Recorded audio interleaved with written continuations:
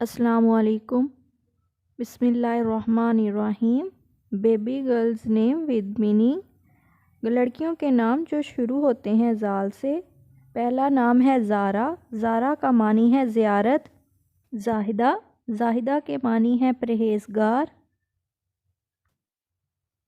नाम है ज़ुबाना। ज़ुबाना के मानी है शोला, तराजू की सुई। नाम है ज़ुबदा। ज़ुबदा के मानी है मक्खन। नाम है ज़ुबैदा। ज़ुबैदा के मानी है मक्खन, बुज़ुर्ग। नाम है ज़रफ़शां। ज़रफ़शां के मानी है चमकदार। नाम है ज़रका। ज़रका के मानी है नीली। नाम है ज़रगून। ज़रगून के मानी है सुनहरी। नाम है ज़रीना। ज़रीना के मानी है सोने की चीज़।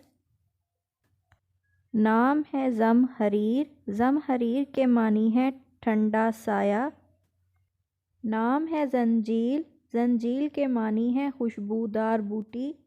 नाम है ज़िन्नैरा। ज़िन्नैरा के मानी है माला।